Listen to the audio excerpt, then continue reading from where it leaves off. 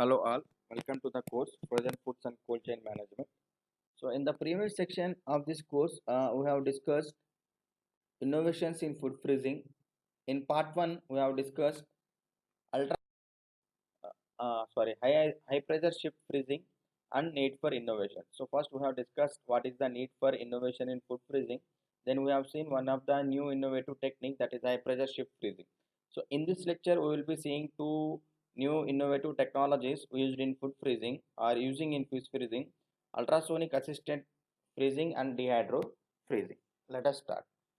So ultrasonics are the sound waves at power level which is greater than normal sound waves, right?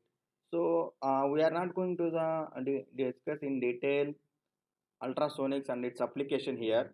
So we are going to grasp the main phenomena that are associated with ultrasonics. So there are two phenomena associated with ultrasonics. One is when these sound waves pass through an object, because of their nature, they always pass through in compression and rarefaction patterns, right? Compression and rarefaction. So this compression and rarefaction of these sound waves through a food material results in the formation of small bubbles. That phenomena is known as cavitation. And these small bubbles try to move in circulatory motions within the food materials, and that is termed as microstreaming. Let us see.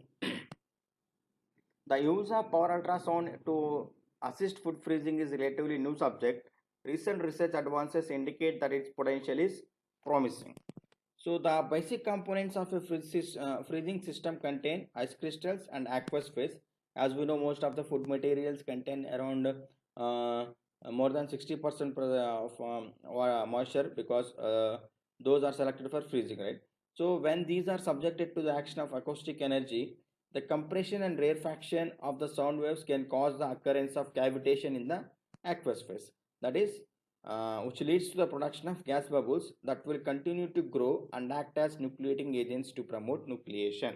So when this cavitation occurs, there is formation of gas bubbles, and these gas bubbles can act as nucleus so that the ice crystals can be formed. So as there are as many gas bubbles, such many ice crystals are formed. That means you are getting more nucleuses to form the ice, and that means the size of the ice crystal will be ultimately reduced, as there are more number of nucleus to form the ice crystals.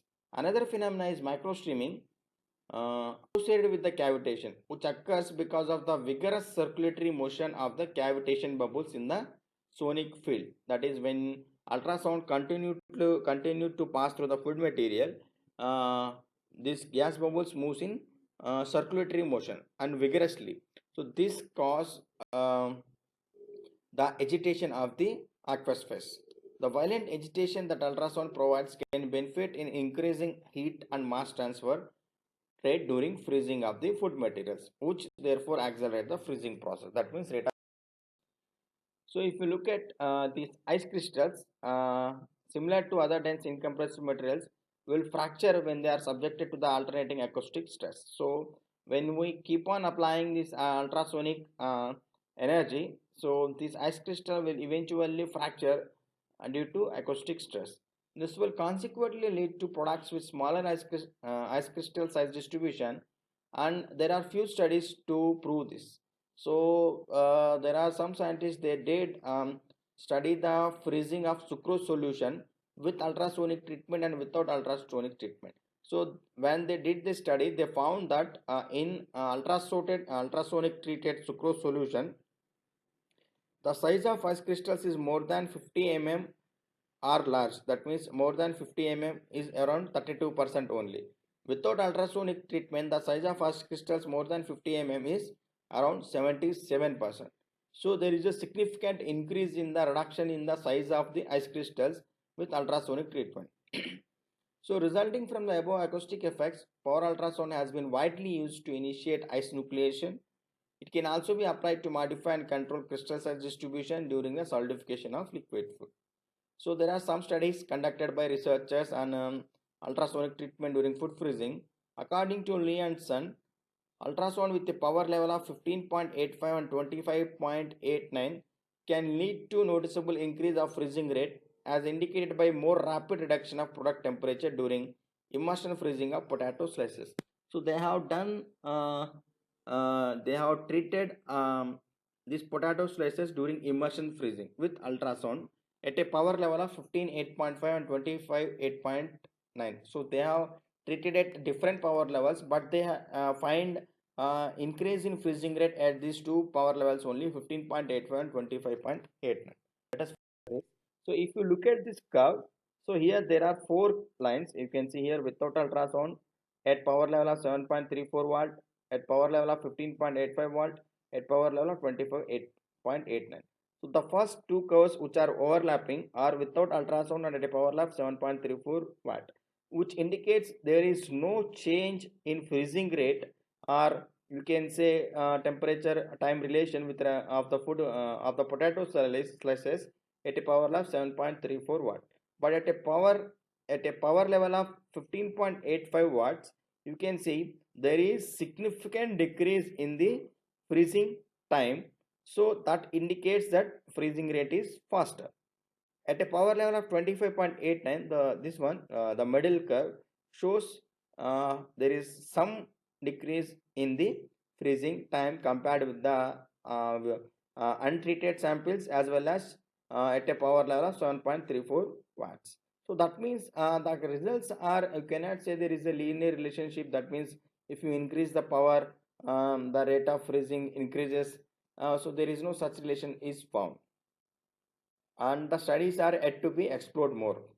So in addition to the faster freezing rate, there are few other advantages of this ultrasonic treated freezing, which are related to the structure of the frozen foods. So they have done the same analysis of the potato slices treated as well as untreated, and they found that uh, ultrasound assisted frozen potatoes exhibit a better cellular structure than those without acoustic treatment, as less extracellular void cell breakage disruption were observed in ultrasonic treated potato slices. So ultrasonic has the potential to improve the freezing process of the food materials, but the treatment during freezing has to be, that means the equipment required to give ultrasonic treatment during freezing has to be researched. Another innovative freezing is our dehydro freezing. This is the dehydration of the food material before freezing simply. Is a well-established commercial method to reduce cost of shipping, handling, and storage of fruits and vegetables. During dehydro freezing, food is dehydrated first to desirable moisture and then frozen. Most fresh fruits and vegetables contain more water than meats, and their cellular structure of cell wall is less elastic than cell membrane.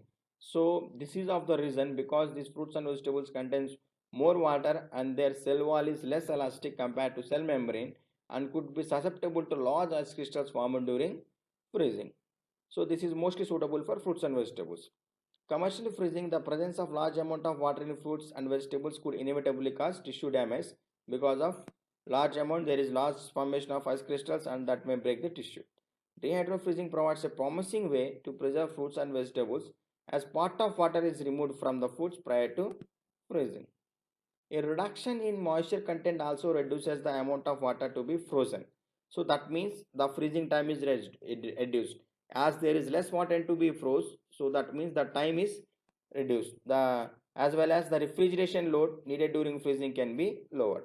Furthermore, dehydration of products can reduce cost of packaging, distribution, and storage, and maintain product quality comparable to conventional. The conventional freezing and dehydro freezing, the drying step is involved, right, prior to freezing. So all these steps are common: incoming product preparation, product treatment, packaging, and storage. Here the drying is done. So the drying process is need to be taken care during dehydro freezing. So there are some studies, they have this Roberts et al done the dehydro freezing of kiwi. So they dried kiwi in osmotic dehydration by immersing them in 68% sucrose solution for 3 hours. Then they have frozen in an air blast freezer with an air velocity of 3 meters per second at -3 degree centigrade. So what they found that uh, in dehydrated kiwi, freezing began at lower temperature in the dehydrated product, and the temperature of the dehydrated sample was reduced to minus 18 degrees centigrade in 19 to 20 minutes. That means the freezing temperature is decreased, as well as the time required to reach a particular freezing, that is minus 18 degrees centigrade, is very less, 19 to 20 minutes, where it is compared to 20 to 24 minutes for not dehydrated samples, untreated samples. So there is 20 to 30% faster freezing rate in dehydro frozen kiwi. So generally, in general sense, you can say dehydrated food always induce a lower freezing point and shorter freezing time, as there is less water to freeze and consequently less heat to remove. But there are some concerns related to dehydro frozen products. Those are, when dehydration frozen products are to be used, they have to be rehydrated after thawing, right? So in that case, you need to establish correlation between processing conditions and rehydration characteristics, so that the product is properly rehydrated to maintain its flavor and texture. Okay, so this is the main concern regarding the dehydrated frozen foods, and it is mostly used for frozen foods and vegetables. So the remaining part of the lecture will be discussed in part 3.